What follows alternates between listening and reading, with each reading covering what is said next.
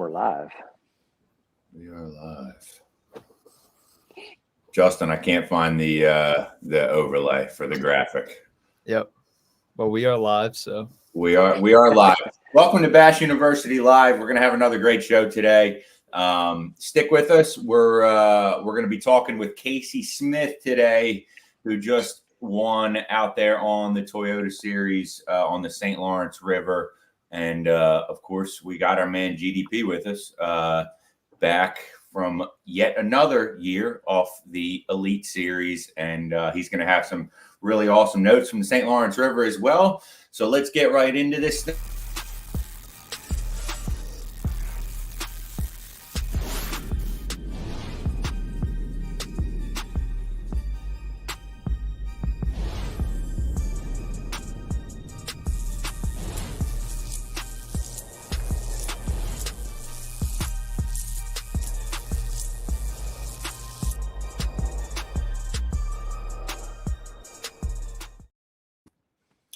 All right, welcome to Bash U Live. We don't have Pete today. He's out there on the St. Lawrence this time for a family vacay. He's got Jake and the boys up there probably smashing. But how's everybody doing, man? GDP, how you doing? How's the kiddos? Doing great, man. We just had another kid about a week and a half ago, another little boy. So we're done at 2. There's going to be some South Jersey hammers growing up in here. That's for sure. Yeah, that's have a whole house full of boys in there fishing. And JH, how you feeling, man? Back from yet another Yoda.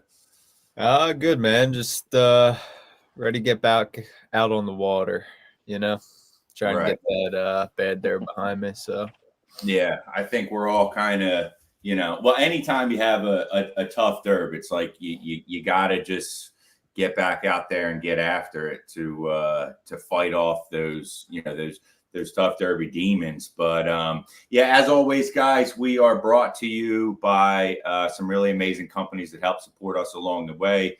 So when you support them, it supports us, and we appreciate that. Tackle Direct. This is not Tackle Direct Studios. We are remote today. Professional edge fishing offices are closed for the week of Labor Day. And the folks over there at Rapala and Crush City, we've been playing fantasy fishing on Bassmaster all year long, and we don't have Pete here to defend himself on this. But Justin, what was the final outcome of the fantasy season? Well, the final outcome was me on top. Me as the champion. That's all it needs to be said. Pete lost. He owes me $5. And yeah, I mean, I essentially went wire to wire.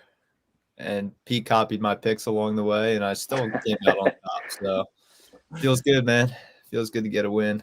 Yeah, absolute domination by JH in the Rapala Crush City fantasy fishing, and our boys over there at Cash and Rods. We appreciate everything that they do, and Aquaview. Aquaview makes some pretty amazing products, and I actually have mine sitting here right next to me, and we were laughing about this before the show because it's this. Anybody who knows me is going to look how this thing is rigged up and say, "Oh my God, that belongs in his boat." But it's proof. It's proof that this bad boy was getting put to work on the St. Lawrence River, and here's the proof.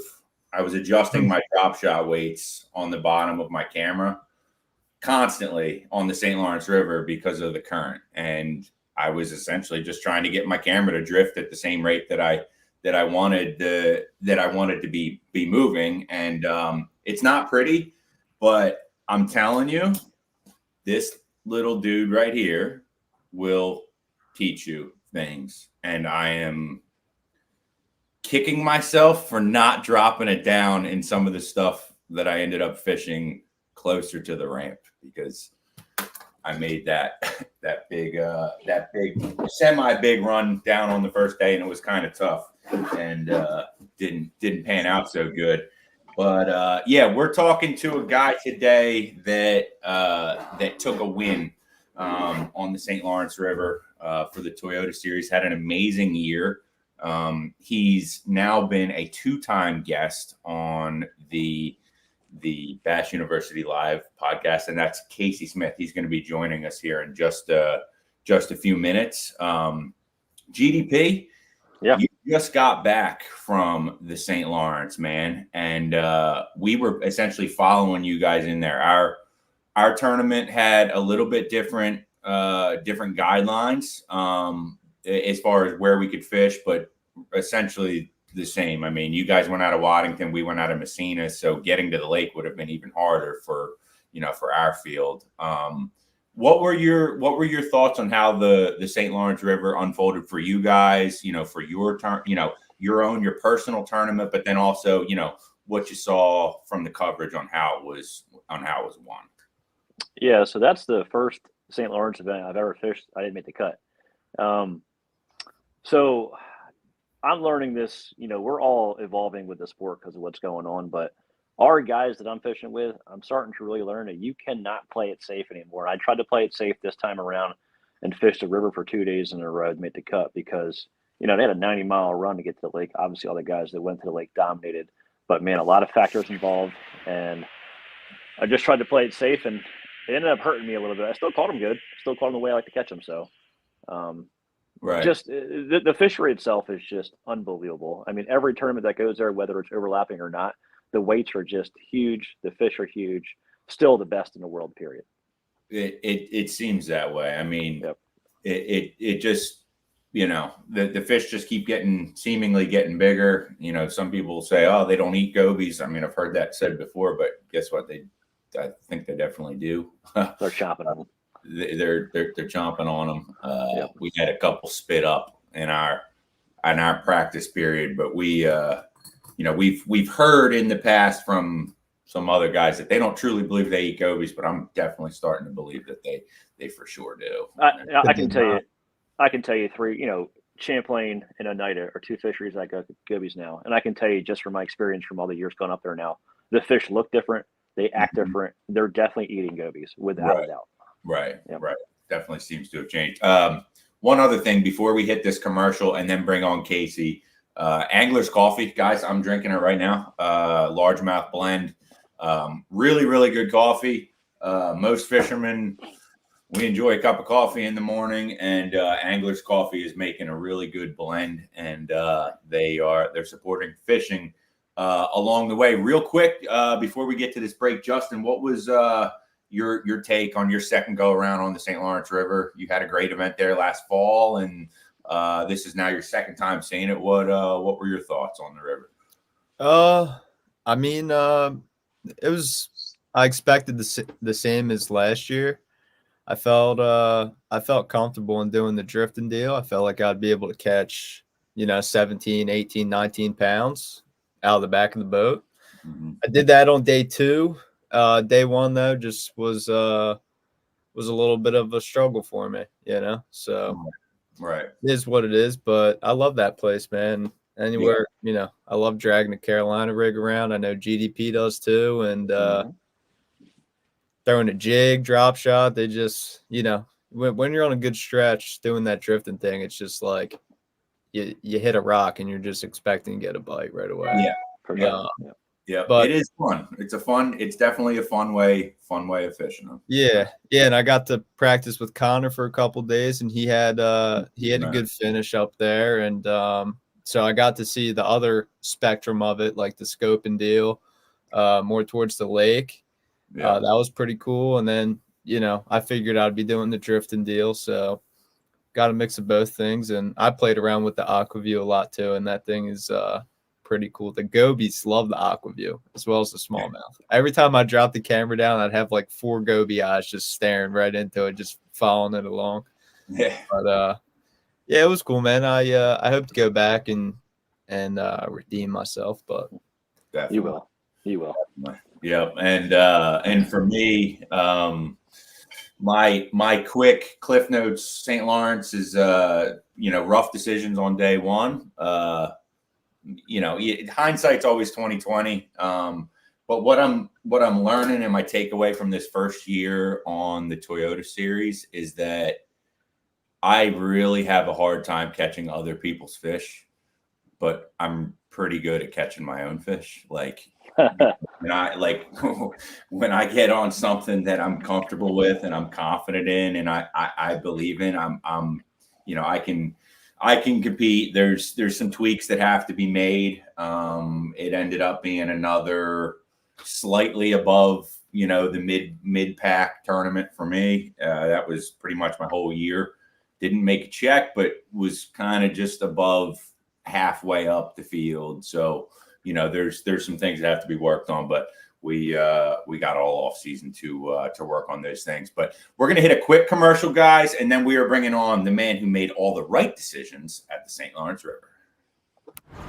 Welcome to Minnow King. How can I help you? Everything looks good. I'm friggin' starving, man. Been spawning all morning. Ugh, TMI, bro. What do you want? I'll take a Crush City freeloader and gizzard shad. Anything to drink. Water. Pull ahead, please. Welcome to Minnow King. We're gonna have what he's had. Yeah, throw me in a net BLT too. Pull ahead, please.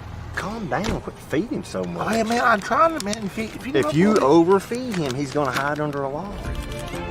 Right here, Aquaview, mandatory equipment in my boat. I say it all the time. The smallmouths hide in the cracks in the rocks, and just saw a little bit of the same kind of rock with the cracks in it. And I realized that I had to put a bait down there. You wouldn't, idle over them and see them on your screen. You had to put a bait down there and suck them out of the rock. So, Aquaview, big assist on this one.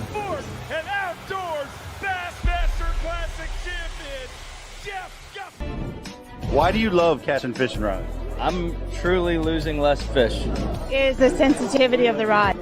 That they're made right here in North Carolina in the USA.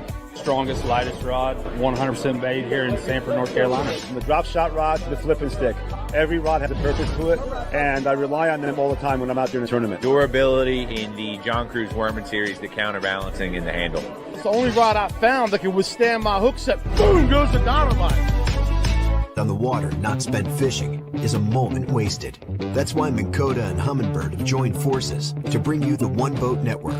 Products that communicate and integrate to help you take full command of your boat. Born from our commitment to making the most advanced fishing gear even better by making it work together. The One Boat Network will help you find, get to, stay on, and catch more fish.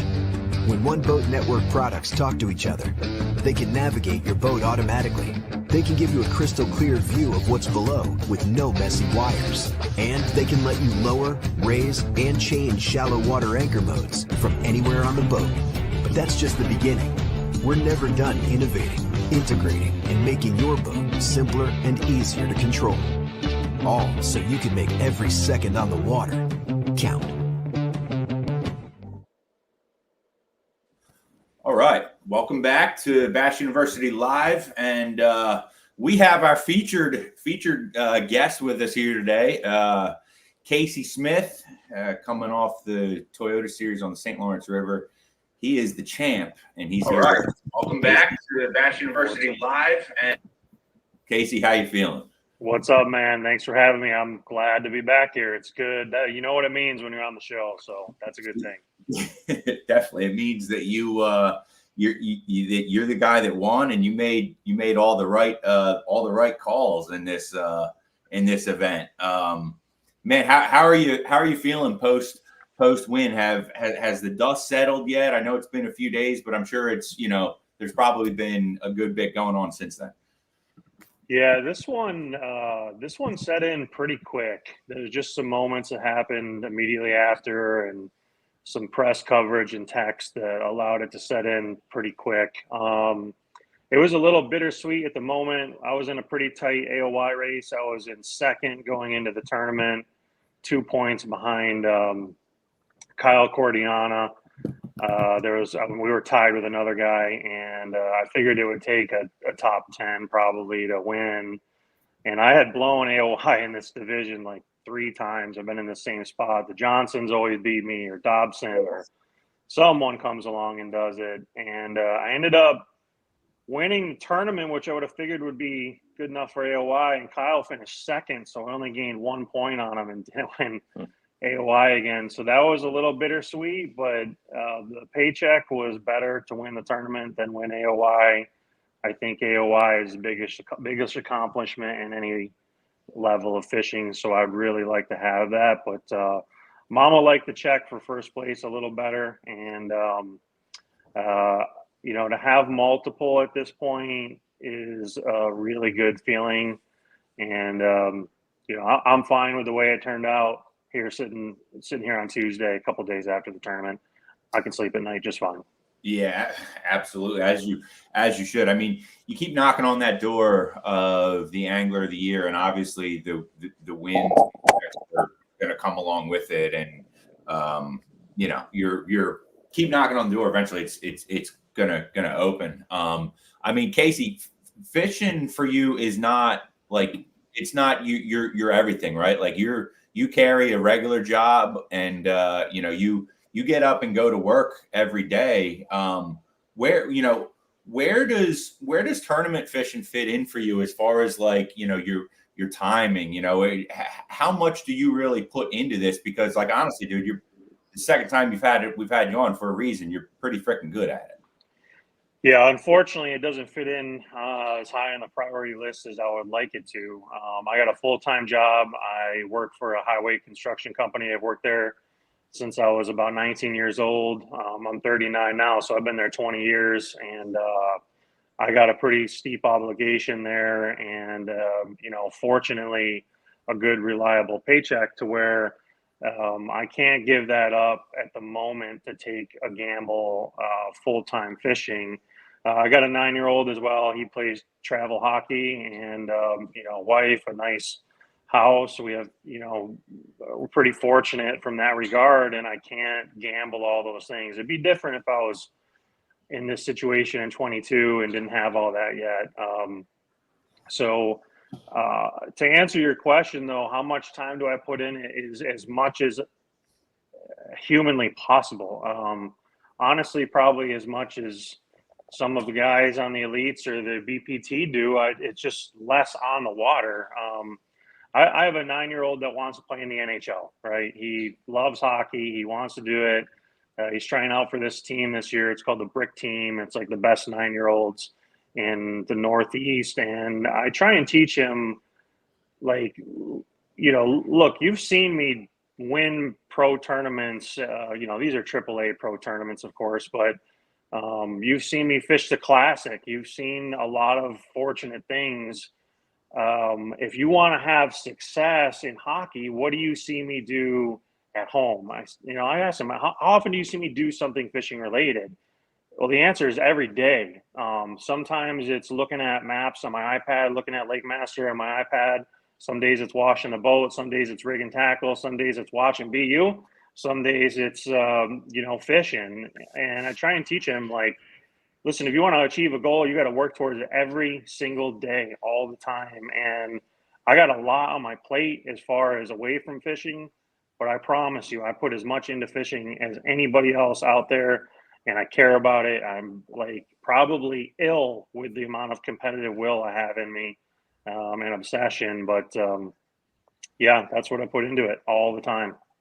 Love that. Well, it's clearly working. And that's there's something to be said for that in the, just doing things fishing related every single day, because, and I'd love to hear what all you guys think about this, but like, I feel like as you move up from like getting, fishes, when you start to compete on higher level tournaments, right? Like the being able to fish aspect starts to become like, we can all fish, right? Like if you're signing up for a Toyota Series, generally speaking, like you can fish, you know how to catch fish, but there's so many other fine details that go into this, like the preparation, the knowing where all your gear is at all times. And Greg, like, you can speak well to this, like, because you're the most organized guy I've ever shot with, and like, how much of that does that play into your preparation as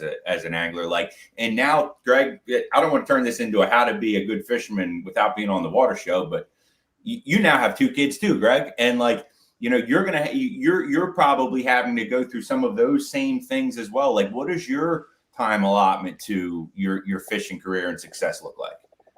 Yeah, I think no matter who you are, there's definitely some growing pains. Here's what I gathered from all the years of doing this. That means he just got a phone call, but he'll be right back with us. Yeah. Anyway, it really is great to hear, you know, how you're passing that on to your son, that, you know, even though you're not on the water, you're still preparing. And it's the same in hockey, right? He's probably got a lot of work he can do off of the ice. And you know, that'll certainly carry over into his hockey as well. But getting into this tournament, man, it was a 3-day event. Lake was off limits to us. Where did your preparation start for this, right? Like, did you know you were going to make that long run before even coming up here, or how did all that unfold? No, I didn't. And I fought it every single day. I fought it in practice. I fought it every morning on the run, literally. The area I ended up fishing in the tournament, I found the very first day. Our Airbnb was in Ogdensburg. It wasn't ready till Sunday, so we stayed in Alex Bay for a night or two, and I started my practice in Clayton in the Cape. It was a little difficult because the elites were still out. So the last thing you want to do is get in those guys' way. So I just did a lot of idling, a lot of looking around, a lot of, you know, dropping a camera, stuff like that, and I stumbled on the fish I found really quick, and didn't find much else down there, to be honest with you. And I know the river upriver, or I guess up north, a little better. So I moved up there, had a couple crappy days. You guys know, we had some terrible weather in practice. Mm-hmm. And my practice sucked generally through those periods. I had a really good day Tuesday where I caught probably 25 pounds up the river. And I kind of fought with, all right, you know, these fish I found down towards the lake, I haven't been there since Saturday or Sunday. I don't really know what they are. It was a pretty unique bite. It's not something you typically hear about. My house was an hour from, you know, launching in Clayton. So it's like, you know, I get up in the morning. Do I want to drive all the way down there just to check these fish? If they're not there, I got nothing else in the area. So I was watching the elite coverage last week before I left. It was either on the drive or when I was at work, and Zona and Davey Height were talking about the Elite Series tournament, and Zona asked Davey, hey, Davey, I don't mean to be rude, but can you comprehend at all why someone would know that these fish are down there in the mouth of the lake or in the lake and not make a run and fish, you know, up north, farther up the river? And Davey was like silent. You know, I first thought he was like, I can't believe he just asked me that. And Davey responded, he goes, no, Z, I have absolutely no clue why someone would do that. Knowing that these fish are down here towards the mouth of the lake or in the lake, I have no idea why you would fish up the river. And I had some decent time up the river in practice, and I've got a lot of history. This tournament was won up there last year, from what I understand. I didn't fish it, but I believe it was one up there. And I thought about that when I woke up for the last day of practice. I said, just get in your car and drive down there and check these fish. And they were still there, and they were wadded. And I fought it again on the morning of blast off, and I just tried to keep that quote that I heard Davey and Zona talking about. Like, just go for it, man. Don't hold back. If you break down, you break down. If they're not there, figure something else out. Like, not for nothing, not to cuss, but just go balls out. Go for it. That's the way you got to go. Right. Yeah. Fishing for the win. So what ultimately did you find? Like you mentioned that it was kind of a little bit of a unique thing. It was maybe a little bit different than what other guys were doing. What did your pattern look like, and you know, how were you catching your fish? Yeah, so the area I found had a lot of bait in it, more than I've probably ever seen in the river before in an area. And the fish were in the morning specifically up in that bait. And it was around shoals and typical habitat. But there was some birds working the area, cormorants, just a lot going on. and you could see little balls of bait on live scope. And I started just pitching a drop shot to the fish I saw, and I pitched a minnow. They wouldn't bite it, and I pitched a minnow out there. And the first one I pitched at, I mean, he raced over there like he'd never seen it before, and I was like, okay. And I kind of took it from there. As the day went on, the bait would, I don't know if it would go away or just go over deeper water that I wasn't looking at or where it would go, but it would get away from those shoals and the fish would glue to the bottom more. And from there, I would, drag or scope them off the bottom. But in the morning, it was mayhem for the first 2 or 3 hours while that bait was in the area and those fish were eating. It was small too. It was not alewives. It was like 2-inch long stuff. And I tried some small baits, but nothing, they wouldn't come after it like they come after that big 5-inch one. It was just drawing power, I guess. I don't know, but so that was what it was. It was bait related for the most part, and I did catch a few, on the bottom. I don't know if any of those got dragged back to weigh in, but what? How much is finding?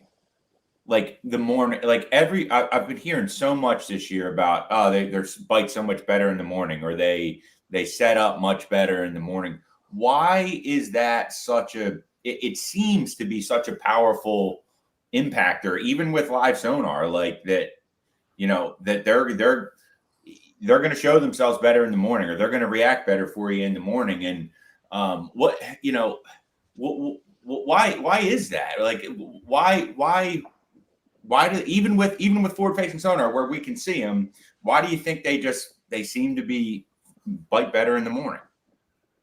Up there, I honestly don't know. Maybe the way this bait was pushed in to those shoals had something to do with it, because it was certainly out of there by, say, 10 or 11 o'clock.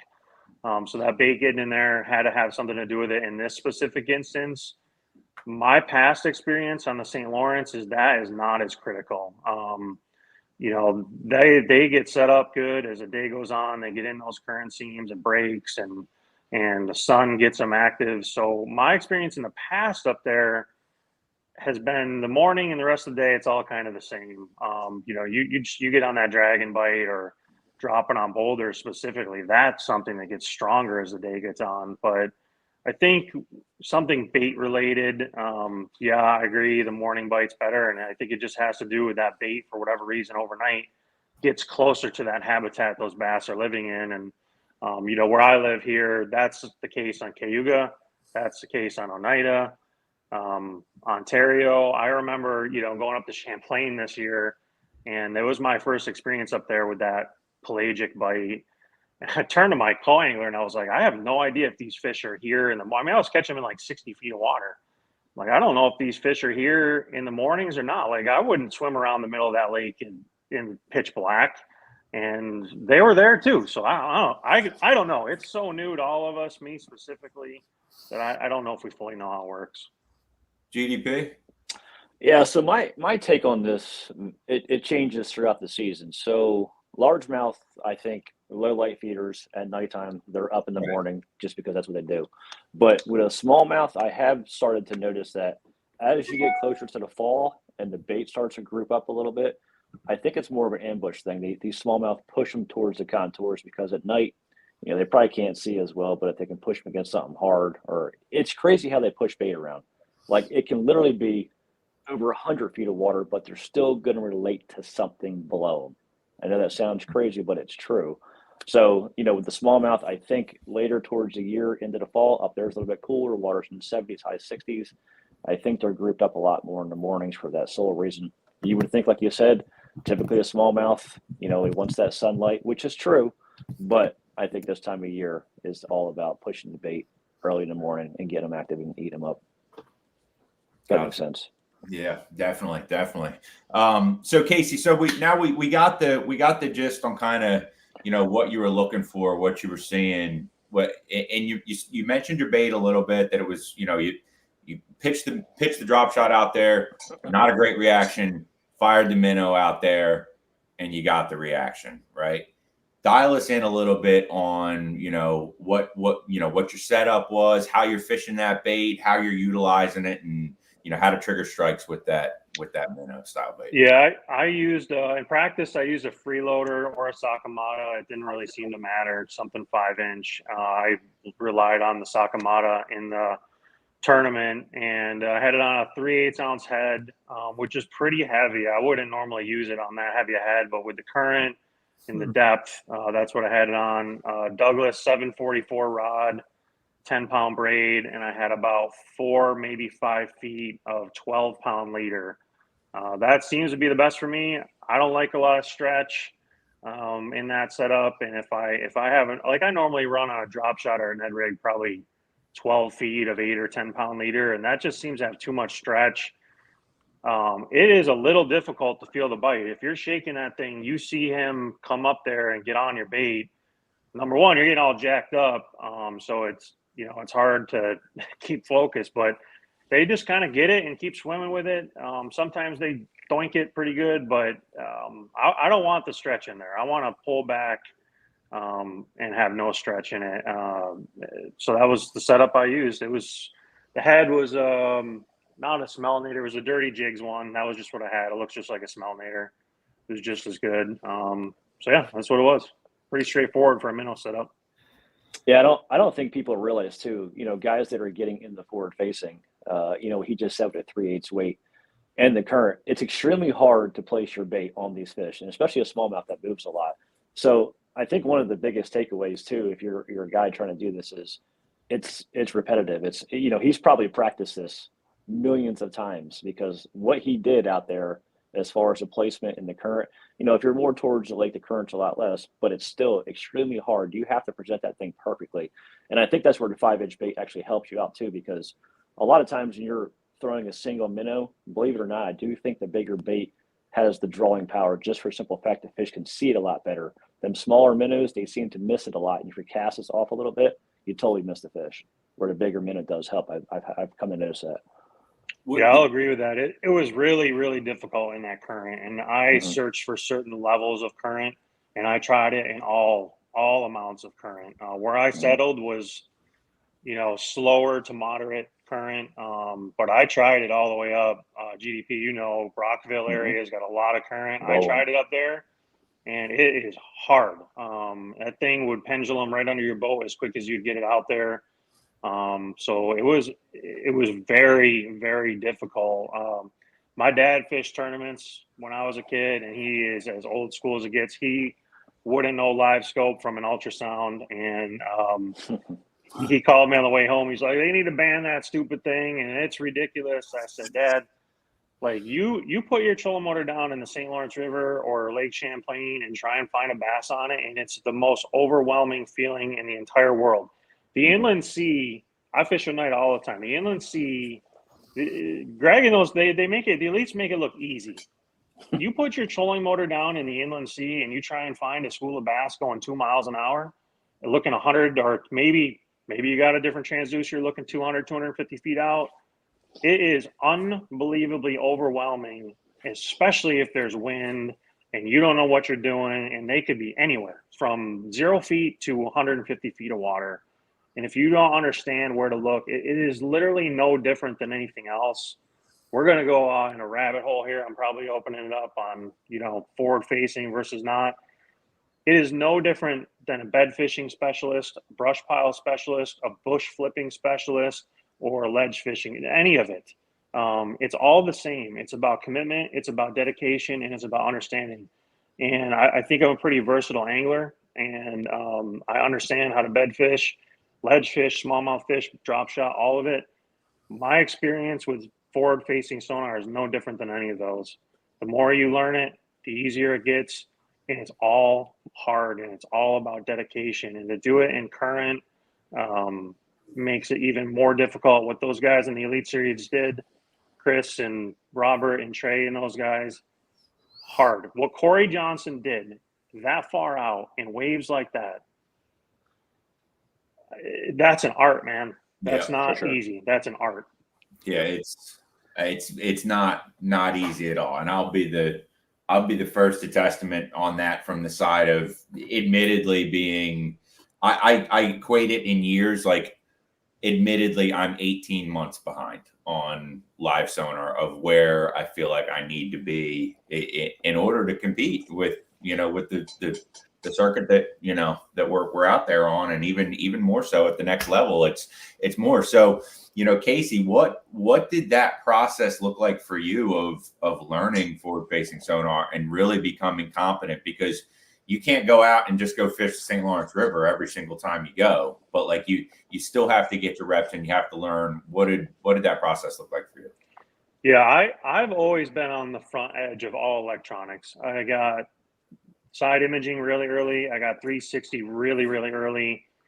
I was probably a year later than I should have been with live scope. I got it in 2020, and 2020 is when I got it.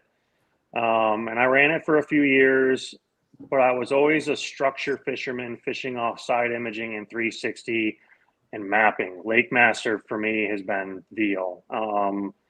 So my theory back then was I would rather fish where a fish lives than just fish for a random fish. And, back then, 2020, 2021, we didn't know about these fish and how you could catch them swimming around the middle of the lake and chasing bait. I just figured I'd rather see a boulder or a piece of brush or a tree stuck in the bottom or a grass clump, whatever, than see some fish that's just here right now in practice and he might not be there tomorrow when I come back. So I was a little bullheaded on moving away from the structure fishing. That's where I fell behind a little bit.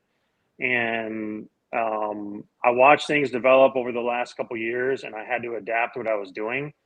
And, through that process, I've rigged all three brands of forward-facing sonar on my boat at one point or another. I had them all three on there at the same time. I have a pole. I've had them on the back. I've had them on the trolling motor. I have them everywhere. And I have narrowed it down to a system that I think works best. And transducers come on and off based on the tournament, to be honest with you. This tournament during practice, transducers came on and off based on how I was going to fish and what I was going to do and what type of fish I was going to target. That's been the process for me. I've always tried to stay ahead of it. I believe you buy that technology and it usually pays for itself. I bought some of it this year that I didn't have last year, and it paid for itself 10 times over. And it's going out. It's not fun days. I promise you, here in spring, in April and May on Cayuga Lake, you can catch 100 bass in a day that weigh a bazillion pounds. And I go out and scope some random place or side image or, do something off the wall, and it sucks. But it pays itself off in, August on the St. Lawrence or, whenever. You don't know when it's going to pay off. So that's what it's looked like for me. I've just always tried to stay on the front side of it and work at it whenever I can. That's the downside of having a job is I can't go out there Monday, Tuesday, Wednesday, Thursday, Friday usually. But if I go out on Saturday or Sunday and I'm not fishing a tournament, I'm trying something I've never tried before. I'm not going to the same rock pile where I know there's 4-pounders living. Right. And that's you said a lot there. That it's a hard thing to do, to commit to the scope, right? Like it's hard to want to just go out there and scope around when, like you said, you can go catch fish off this rock pile, you can go catch fish off of this bridge, but that commitment, is what ultimately paid off. Was there something in this event specifically, as it applied to forward-facing sonar and how you found your fish and ultimately catching them? Like, was there a light bulb goes off moment in this event where it all started to make, it just clicked and you were like, okay, that's what these fish are doing, and this is how I'm going to need to catch them?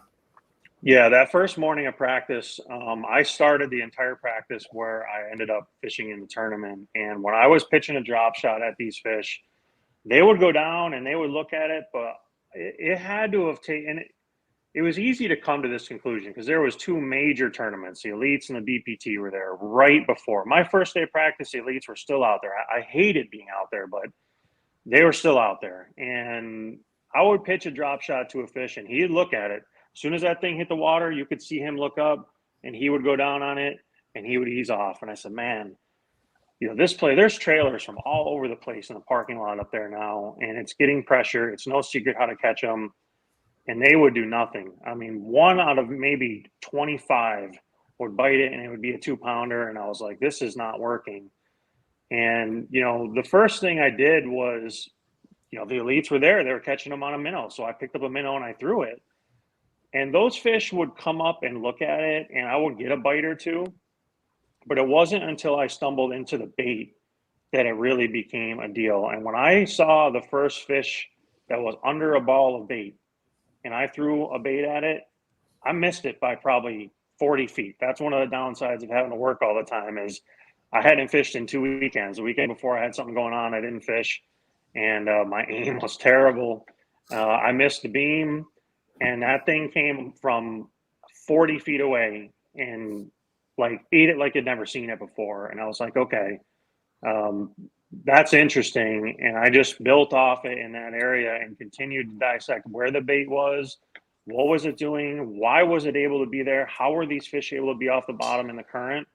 And I pieced together a little bit I had. I only practiced there for about an hour and a half, and I boogied.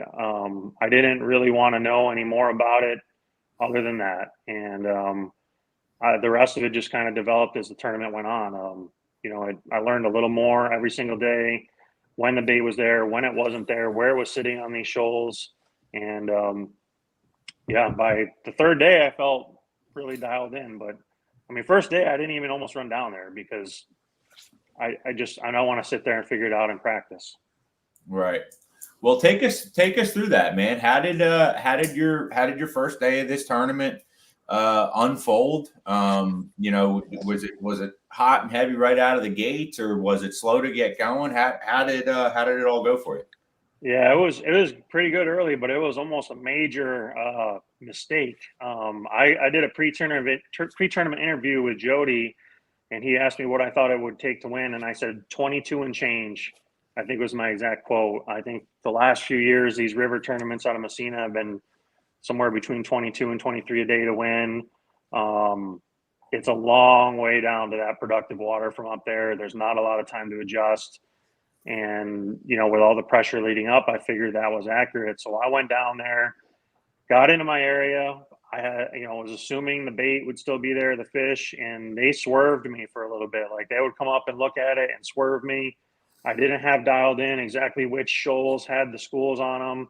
Like I said, I was in and out in practice. Once I rechecked, which I almost never recheck an area, but being that it was so far away, I did recheck this one. And they swerved me. Ended up getting them dialed in, and I caught 22 pounds in about 2 hours. Grabbed some fuel, and I said, you know what? I'm going to head back up the river. I had some fish in the Chippewa, Brockville area that I figured, hey, I'll make an upgrade while I'm up there. And that might push me up to 23. That'd be sweet. But I figured 22 pounds, I would be in pretty decent shape. And I got back, and I was in 20th place, and I was like, oh crap, I made a big mistake here. I didn't catch anything on the way back that was worth anything. And I thought I blew the tournament right there. The guy I was chasing an AOY had 25 something. And I thought I made a major, major mistake. But once I got down there and went, it took me 2 hours to catch 22 pounds, and I was headed back. Gotcha. So talk a little bit about day two. You how did day two unfold for you? You had to feel like you had more knowledge of the area now after fishing down there, even if it was just for 2 hours in the tournament. Where was your head at running down there for day two? Yeah, so the part I didn't say about day one is I was nervous as a cat with AOY on the line and running that far. I don't do well with long runs. I'm not great with time management when you only have 4 or 5 hours. I don't dissect things intensely in practice. I like to do it as the tournament goes, and that left no room for error. So I was nervous as a cat. After day one, I kind of was like, hey, this dude I'm chasing caught 25. He's on him. He had been up there for, he fishes pro, and he had nothing to do besides be up there. So he sat on the river and practiced for a bunch of days, and that's his right. But I just kind of thought my chances were over. So I said, you know what, I'm going to run down there. I had a better idea of which shoals they were on, that they were also on in practice. So I knew that's certainly where they were living. And I just said, I'm going to just burn it right down and catch every single thing I can catch. And I stayed down there till about 12:30 that day, had 23 and a half. I had a 3 3/4 in my bag that I couldn't get rid of. I was doing it like 3:30 that day. So I boogied out a little early still, stopped on the way home, caught some fish, that just didn't help. My co-angler caught a couple 5s dragging behind me, and I was like, I ain't doing this anymore. So I went in and figured that would be enough to fish day 3. And, the kid that I was chasing in AOY, he had a little tougher day. He had 21 pounds. So I think he was in maybe 3rd or 4th, and I was in 10th, and I knew there was a chance then. And from there, it was, rinse and repeat. Go back on day 3 and do it again. I felt extremely dialed in at that point. I had 3 shoals that had massive schools of fish on them. And the previous 2 days, I would use those 3 to catch my, 22 or so pounds. And then I would bounce the other shoals in the area and pick up random fish. And day 3, it was just sit on those 3 and burn them down. And I dropped the trolling motor, and I had a big one in my screen. It took me 3 casts to catch him, and it was a 5'10". And I turned to my co-angler, netted. He was like, "Oh my God, that's a giant!" And I just said, "I am not losing today. I'm not losing. I'm not losing AOY. I'm not losing the tournament. I'm not losing." And I don't know, man. I don't know how to describe it, but when it's going to happen, and it was happening. And my first 5 bites weighed like 23 and a half. I had 25 probably within an hour or 2. Made a call in the afternoon and kicked it back around noon, and the rest is history. Yeah, awesome. That is that's an amazing feeling, and I want to hear a little bit, Casey, because we obviously all fish this river. I fish the same event, but I'm learning a lot about the St. Lawrence and northern fishing in general. And I felt like, so I ended up fishing around closer to the ramp. Bad day 1, better day 2. Kind of learned as things went on, and ended up feeling like I had an area where I could have had a decent finish once I figured out the right rotation and how to rotate through a few areas. How did you do that? Right. You said you had 3 shoals that you felt that the fish were loaded on. How much time would you spend on each one? Why would you choose to go to one over the other based on conditions? Talk a little bit about that, like how you managed your fishing day inside of those key areas. Yeah, when the tournament started, I thought I had one that had a lot of keeper fish, like good 3 3/4, good filler fish. I thought I had one that had big ones on it. And then the third one, I didn't realize was one of the 3 when the tournament started, honestly. I thought there was 2 and then just a bunch of fish cruising the rest of these shoals. From there, I realized that, they all 3 had some big ones on it. And then the other shoals in the area, like I said, I would sit there.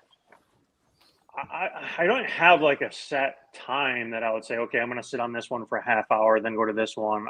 I would just use the technology, honestly, the forward-facing sonar to tell me if I stopped seeing them, and they would just honestly dip out. They would just sit on the bottom when they wouldn't do anything, and they stopped swerving my bait. They stopped looking at it. I'd throw a Ned rig or a small finesse jig at them, and they wouldn't bite that too. It was like, okay, time to move over to the next one. And I'd move over there, and I'd see some fish up off the bottom and a little, and I knew it was go time. And it would just be boom, boom, boom, boom, boom. You catch 3 or 4 or 5 just real quick. Same thing. They'd slow down. They'd drop to the bottom. And I honestly, I love that dragon bite and bottom bite too. There's nothing better than when you drag and one bites and he's got you welded right to the bottom. So I would catch that 22 pounds or whatever, and then fish my way through the rest of the area during the day. There's hundreds of shoals in this area, and some of them are the size of, multiple football fields. Some of them are the size of a few boats. So I would just drop down on a fresh one and, look around with live scope, look around with, whatever. And if I saw something, I would fish for it. And if I didn't, I'd move on. I mean, I kept my trolling motor on probably 8 or 9, just flying as fast as I could. And if I didn't see anything, I moved to a new one. And if I got to a point in the day where I needed to kind of kickstart my rhythm, or I had maybe a 3.9 in there that really needed a 4-pounder to get rid of, I'd go back to those other shoals. And there was other guys that had those shoals found, because I saw guys come in and they'd fish one of those 3 and leave. John Canada was in and out of there. Cordiana, the kid that I was chasing, was in and out of there. There was guys that knew there was schools on those shoals too. But I didn't, like I said, I didn't sit on them and really burn them until the 3rd day. I burned them down as much as I could.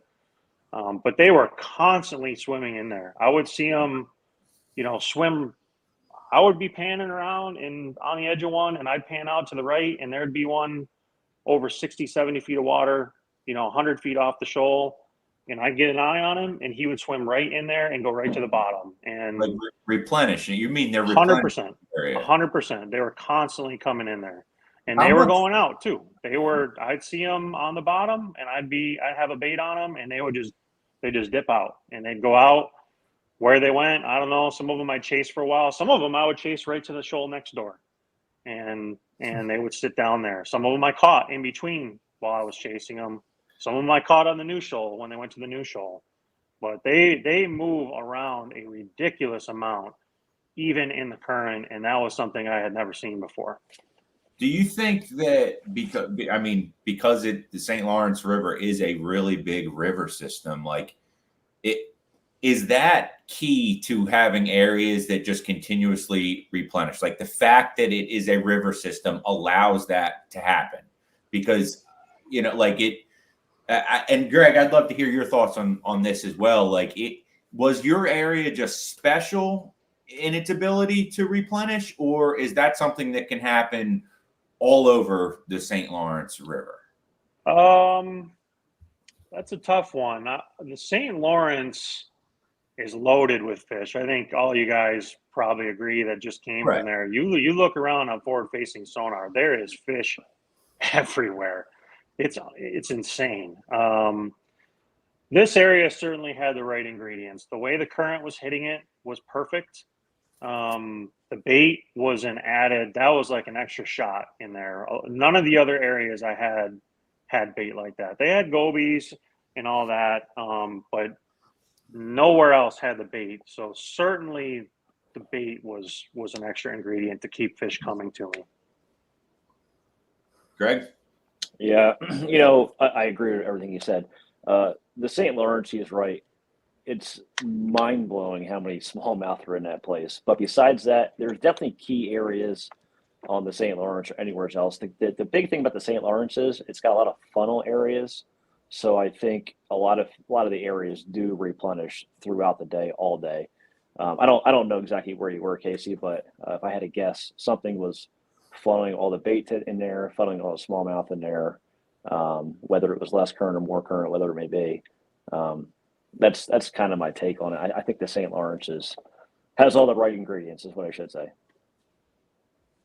And it seems like the bait, the fact that your area had bait was like maybe what put it over the edge. Yeah, that was icing on the cake. It was like old school Oneida. There was a little what are the little birds, not seagulls, little terns or whatever that we used to chase. Yep, they were chasing. I mean, I stopped on them a couple times over they were over 100 or 200 feet of water just because they were going so nuts. I'm like, there's got to be some bass over there.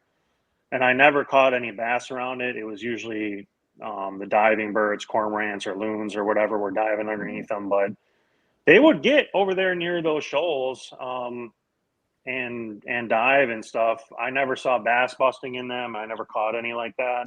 But it was 100% an added ingredient that made the area better. And the fish were spitting up bait, which I've seen them spit up gobies a million times. I've never seen them spit up bait up there. I knew that's what they were feeding on. And that really was an added ingredient that, was a piece of the puzzle that I had never seen before and helped me put it together. Yeah, guilty as charged.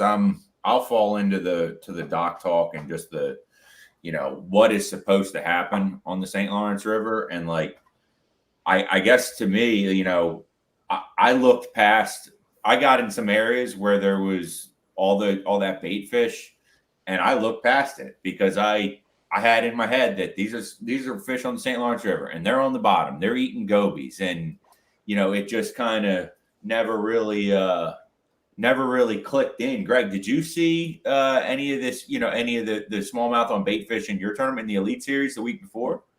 I did, but I never found the size, so I never fished for them. Gotcha. Yep. It was hard too, Riz. You probably agree. I'm assuming you watch a bunch of the Elite Series coverage live. When that thing was going down in one spot, I mean, they made it seem like there wasn't a bass to catch in the rest of the St. Lawrence River other than on Carlton Island or the lake. It was hard to fish the rest of the river and feel like, okay, there's winning fish in Chippewa or Ogdensburg or Messina or wherever. Like, it was like a little bit of a mind melt because they focus on it. Now you're watching the coverage, and I mean, GDP, what'd you guys have? Like 60 bags over 20 pounds day one or something ridiculous? Yeah, it might have been 64 or something stupid. So you knew that some of those bags had to come from the river. Like, not 64 of them came from Cape, Clayton, and the lake, but it was like a hard thing to process because that coverage just kept telling you, go to the lake, go to the lake, go to Cape, go blah, blah, blah. And it's just, it was difficult to deal with. And I agree that the dock talk there can be difficult. I didn't room with anybody. I didn't stay with anybody. I didn't talk to a single soul in all of practice. And I think that really helped this time. Had you seen that pattern before, Casey, on Never. St. Lawrence? No, never. What about other bodies of water, something similar that kind of keyed you into it? Like once you saw it on your screen, like Champlain. When I went up, we had our Toyota in July. That was the first time I had done that on Champlain. I did well in that tournament.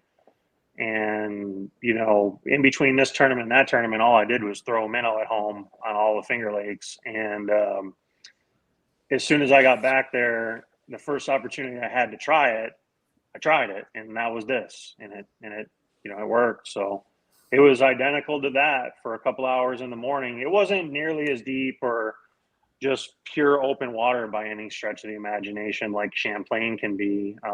But as far as the way they were attacking bait, very similar. Justin, you're going to be a boater on the Toyotas here next year, right? I'm gonna pin you on it right now. But you have anything on the river for Casey as far as questions?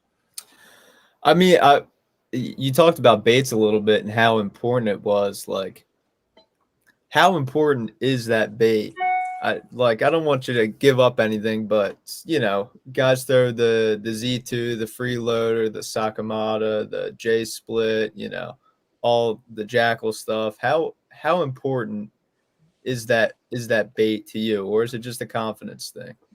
I'm still learning, I would say. Honestly, I've got it all. I got Sakamatas. I've even got mooch minnows. I've got everything.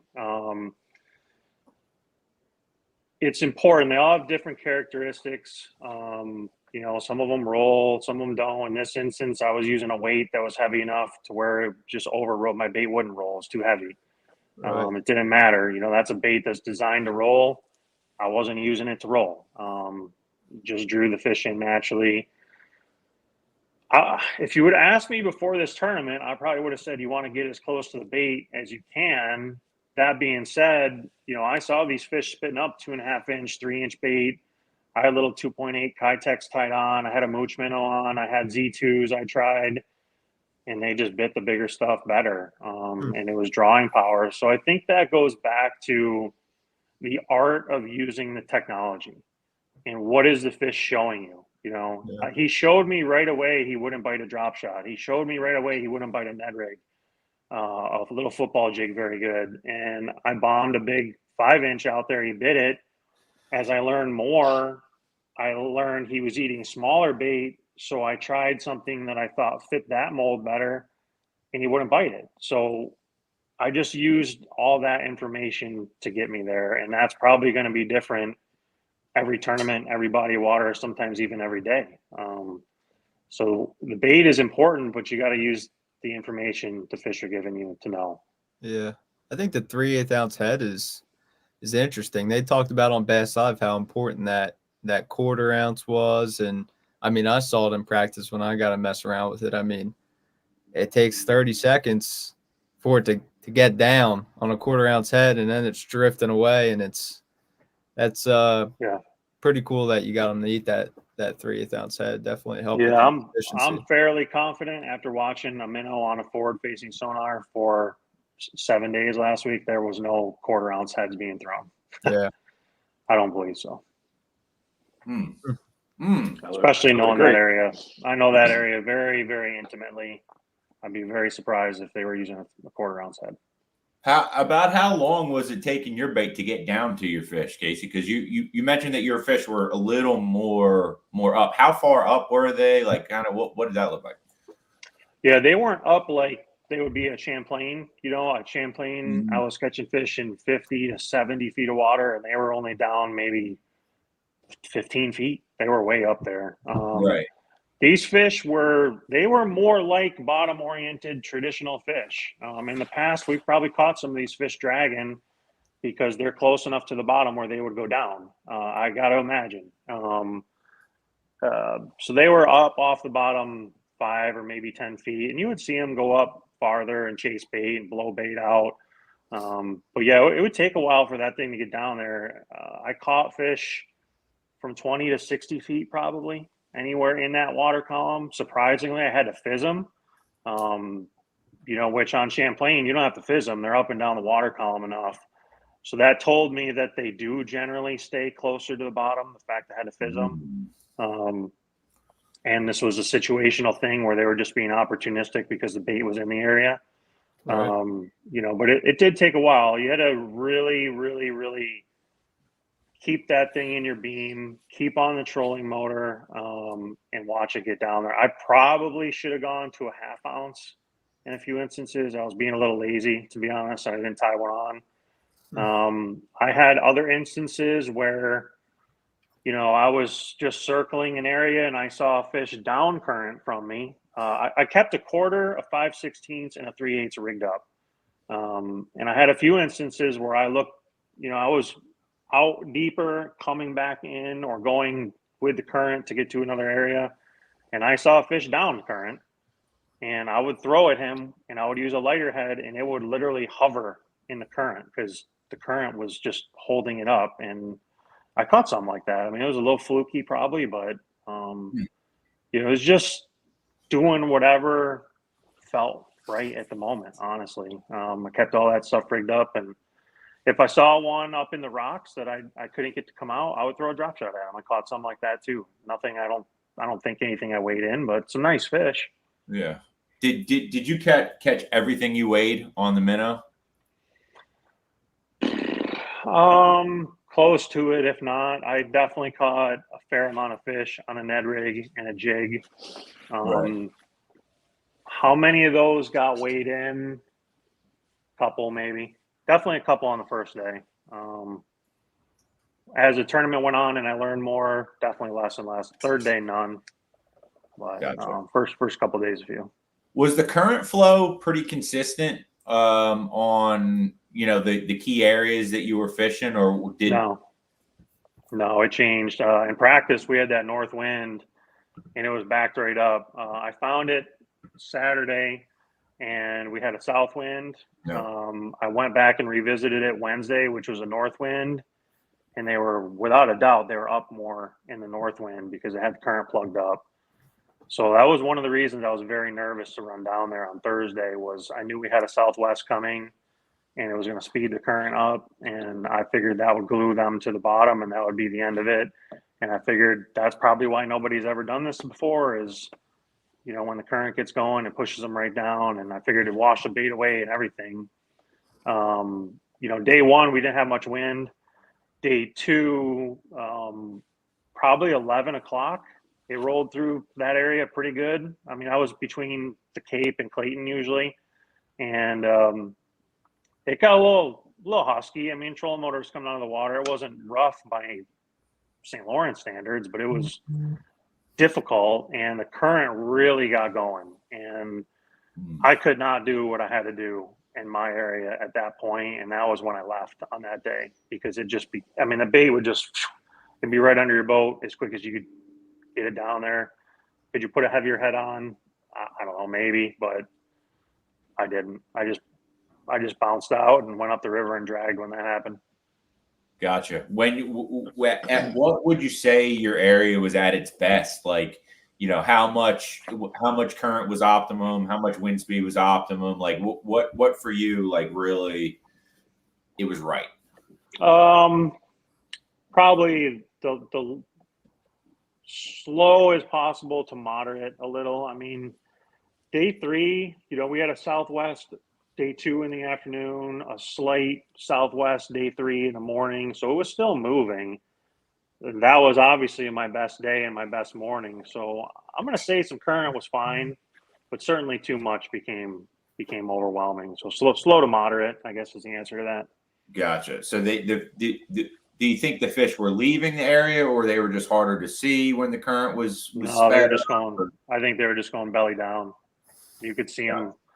You could see them slinking around, moving around up there. Still, they just get on that bottom and stay a little more out of that current. Gotcha. What would you tell to somebody that says they're smallmouth? They bite everything. Why does it matter? I don't know. A couple guys fish next to me without using that bait. Yeah. You got to give them what they want. I mean, you probably could have sat there and caught a bunch of fish on a drop shot or a Ned rig. It just didn't feel super efficient to me. I didn't like the ratio of the number of fish I saw and the number of fish that bit. And when I see that, I'm going to change or I'm going to leave.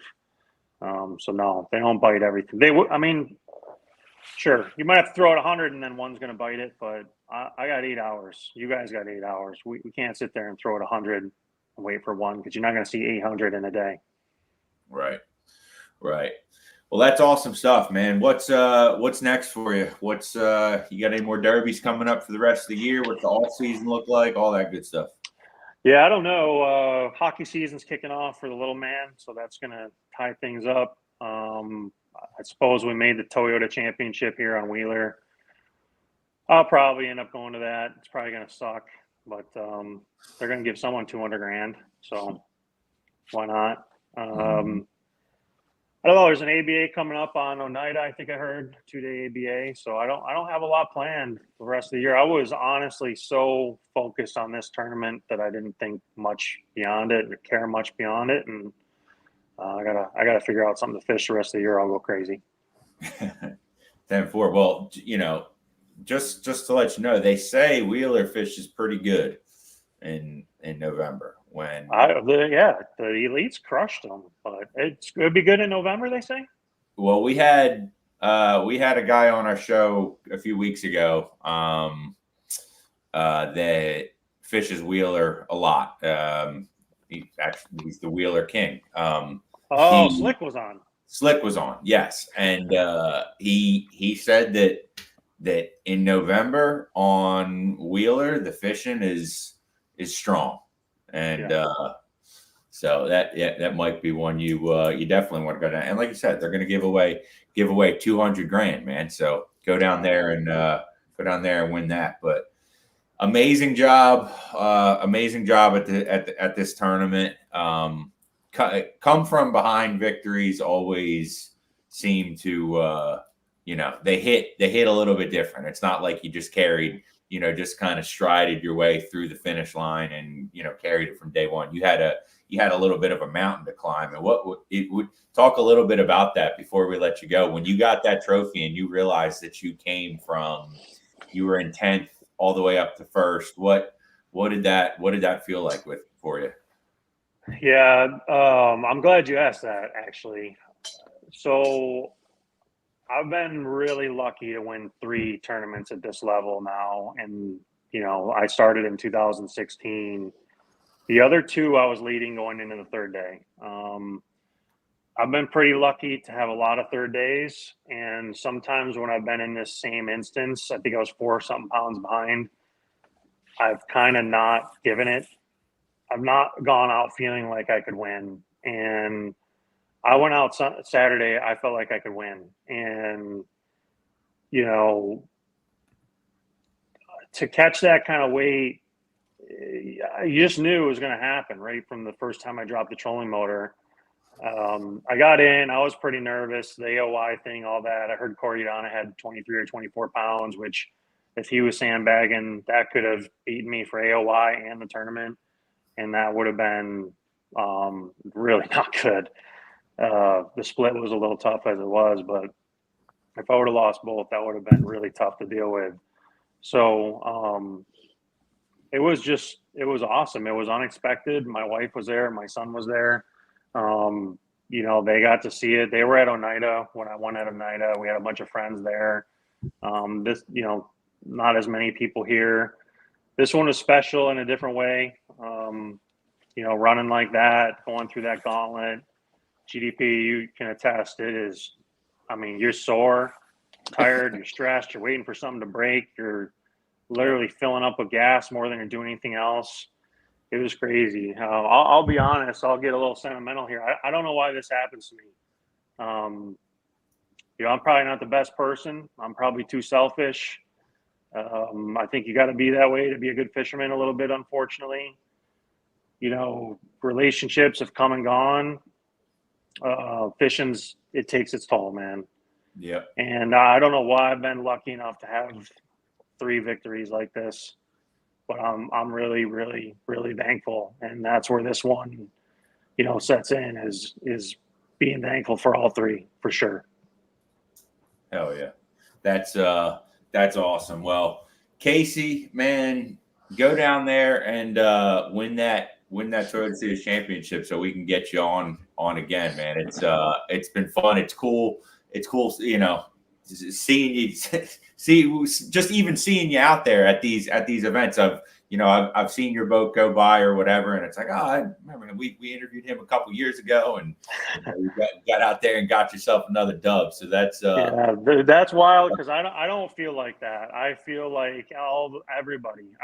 I feel like I look at people like that. When I was first starting to fish, Jamie Hartman was that. You know, we all watched Jamie. He had this crazy looking Ranger with wild, ugly colors on it and Evinrude on the back, and he used to buzz by and we'd be like, there's Hartman. And, you know, for people to say what you just said and say that they notice you or they see you, I mean, I don't feel like that, man. I don't fish pro. I work. And, you know, I got a lot of messages in that regard after this tournament. And I can't remember if it was pre-show when we were talking or early in this show, but that's where this one is set in. Like there was some stuff written in the article that was very complimentary, some text messages, Instagram, some posts and all that. Like, yeah, it would have been cool to have that AOI. That means a lot over the course of the season, but to have 3, you know, two was really, really cool. Like I would have never guessed. And then like 3, it's, I can't describe it, man. It's crazy, and I appreciate you saying that. Yeah. If you see me driving by, then just say hi, man. Yeah, I'd love to. It's not like I've been avoiding you. It's just, you know. But yeah, man, I'm sure there's a lot of guys around your neck of the woods in New York that are saying, man, just go ahead and go pro.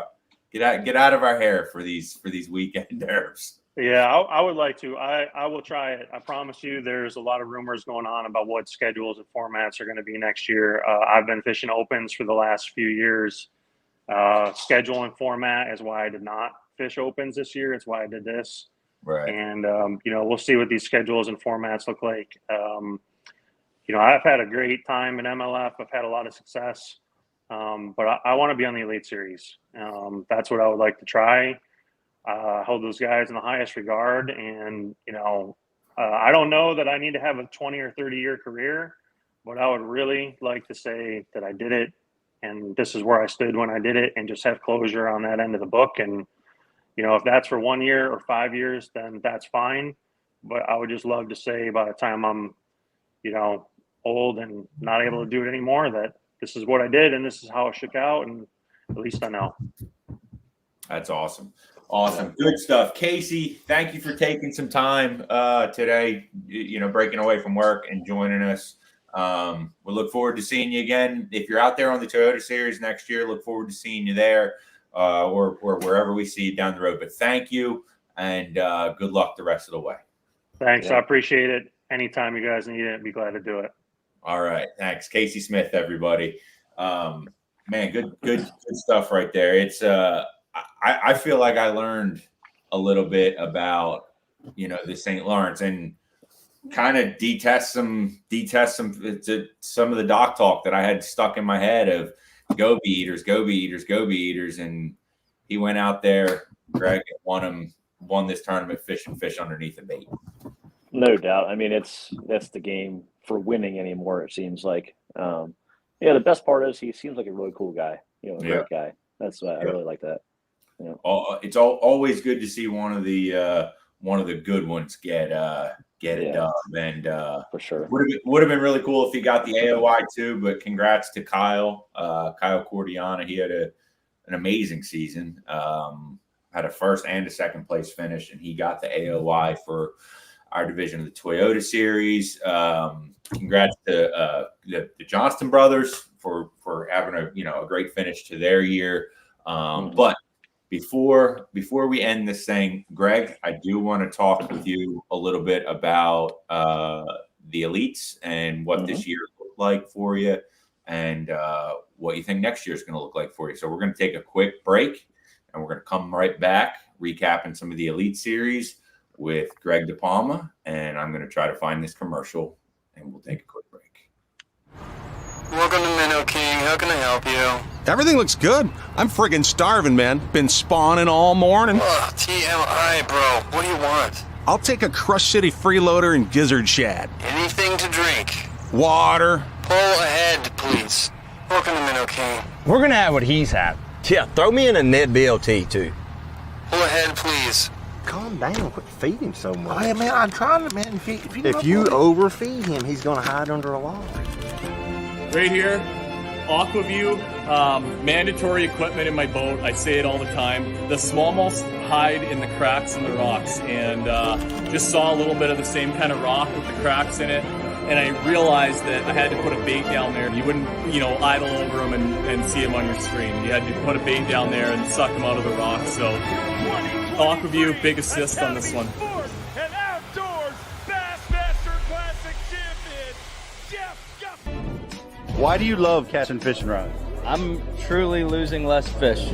Is the sensitivity of the rod. That they're made right here in North Carolina in the USA. Strongest, lightest rod, 100% bait here in Sanford, North Carolina. From the drop shot rod to the flipping stick, every rod has a purpose to it, and I rely on them all the time when I'm out there in a tournament. Durability in the John Cruz Worming Series, the counterbalancing in the handle. It's the only rod I found that can withstand my hook set. Boom goes the dynamite. All right, welcome back. Just wrapped up with Casey Smith. EDP, man. You're just fresh off another year on the Elite Series. Where's your head at looking back on this year, and where's your head at looking forward?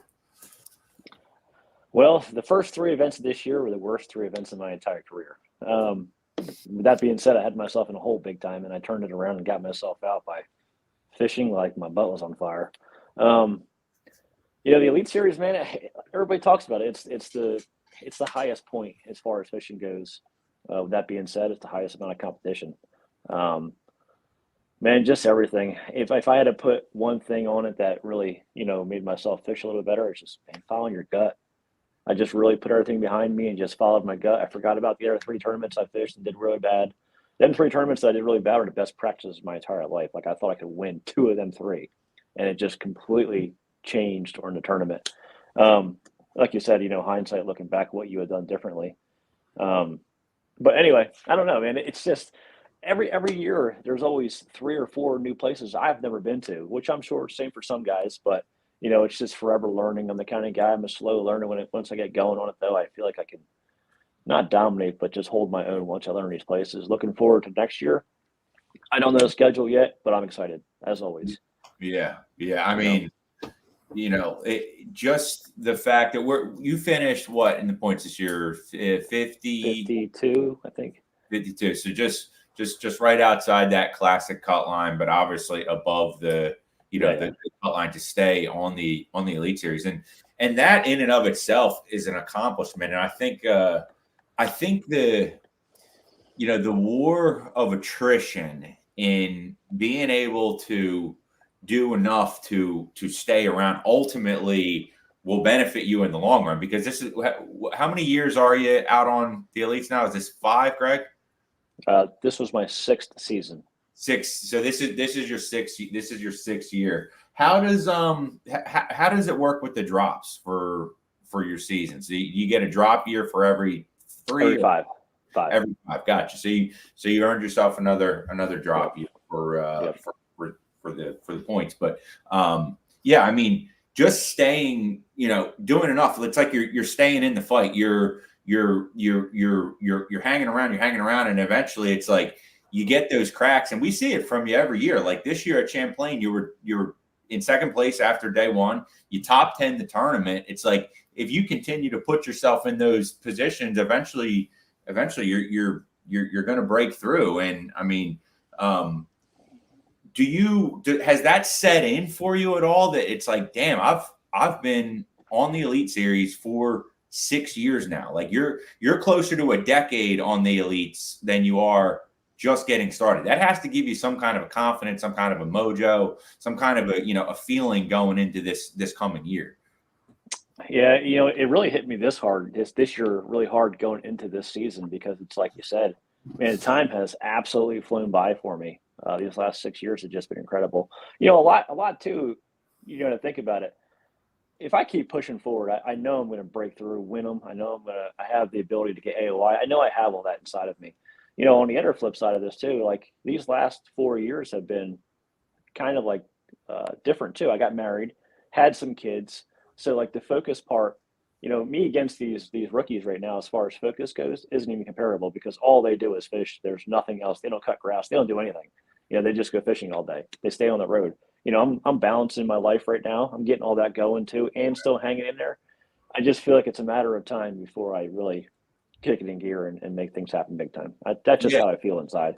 Yeah, I agree, man. It's those foundations are you're setting up those foundations for being able to have a long career on the Elite Series. I mean, like we see it come and go all the time. There's fresh faces in the Elites that come every year. Some of them only stay 2, some of them only stay 1 for any reason or another. But just that longevity. What would be your, now going into this is going to be, you're going to go into year 7 on the Elite Series. Give me give me 3 major things that you would say you've either learned about yourself as a fisherman, you've gotten better at, or you've just all around improved your game since the day you walked onto the Elite Series to now. What would those big 3 factors be? The number one thing is hard work. I don't stop fishing. If I'm home, I'm the guy that's on the water every day if I can. We just had a kid. I kind of backed off for a week, but like when I am home, I literally fish 5 to 12 hours a day locally. I don't get off of my game. That's the biggest thing. So I stay focused 24/7 with that. Besides that, we all talk about it. Follow your gut. You learn to just let your instinct take over all the time. Like you just said a little bit ago, Doc Talk's a giant thing. Even at my level, you got all these guys telling you stuff. But at the end of the day, if you don't do what you think you should do, it ends up hurting you. Like you just said, chasing somebody else's fish is extremely hard. There's only a handful of guys on Elites, I think, that can do it really well. I'm not one of them guys. I know that about myself, so I know myself. And the other thing is open-minded. You got to be open-minded all the time. Like he just talked about with, he got a little lazy, didn't rotate. Man, you have to have that rotation, whether you're going down the bank or whether you're forward-facing sonar. The biggest thing that I have built over these last 2 years of forward-facing is learning my rotation throughout the day, that I can make the adjustments to get them fish to bite when they won't bite. Granted, I don't get them all the time, but I have a pretty good arsenal now that can help me get through it when it's tough. So the basis of all this, it just is believing in yourself. That's the biggest thing. I mean, anybody at this level can tell you the same thing. They have confidence in what they do. They believe in themselves. Without that, you're not getting here. Yeah, for sure. And I think with every year that you continue to stay, at that level, that confidence bar has to continue to just fill up. It really does. No, that's awesome stuff, and it's fun, man. It's been fun watching you out on the elites for these, for the last 6 years, and it's it's really been a fun journey, and hope to continue to see it go on for a really long time. And it looks like we're gonna be able to see that. I hope so. JH, what do we got for a trivia question for our folks out there? I didn't mention it at the beginning of the show, guys. Forgive me. I'm not your normal host. I'm kind of lost, floundering around out here without Pete, but we are doing a giveaway. Yeah. Always. What are we giving away, Justin? And so the grand prize, the question is on the Bass U TV chat board. It is a Bass U sun shirt, hat, and face shield. So that's the grand prize. The question was, I put in, it was, what sport does Casey's son play? So off the fishing topic there, we're going a little bit different. And like and share winner looks like it is Bruno Duffield. So Bruno won a pack of Crush City baits and a Bass U hat. Good stuff. Congratulations, Bruno. Send an email to the dean's office at thebassuniversity.com. And Howie Range is the grand prize winner. Howie Range winning himself a sun shirt. That's awesome stuff, man. GDP, what's next for you? You fishing any local stuff? I know you just, you got your boat sold. We're going to be doing some filming next week. We can tease that a little bit, but what else you got going on? Just all local derbies, fishing here at home. When I'm home, I try to fish at home much as I can as far as tournaments go. Hang out with my buddies too. That's for sure a high on my list. Yeah, definitely. Yeah. But guys, stay tuned. Greg and I are going to be out on the water next week, and we're going to be filming something that's going to look a little different. I'm not going to tell you what's going to look different about it, but it's going to be awesome. And I think a lot of people that watch the show and subscribe to the program probably will be able to relate to how we're going to be doing some fishing. Fair enough. But it's wheelhouse stuff for you, Greg. So I'm gonna smile the entire time we're doing it. I promise. I love it. That's awesome.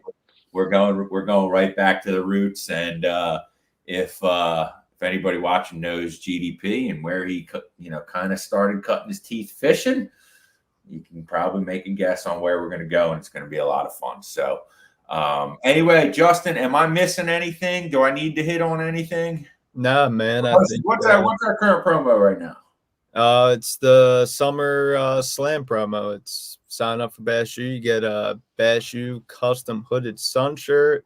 You get some Rapala Crush City cleanup crawls. So it's a good deal. It's ending soon. So if you want to get one of them limited edition hooded sun shirts, better sign up. BassU.tv. Awesome, guys, and stay tuned. We got 3 pieces of content headed your way every single week. Anybody that came up and saw me at Champlain and at the St. Lawrence River, stop by the booth. Thank you. It was great to meet you. I meet a lot of people at these events that are already Bass U subscribers and some new ones. We appreciate y'all. And if you signed up at the elites, check your email. You will now have your goods from that event. So it's been fun.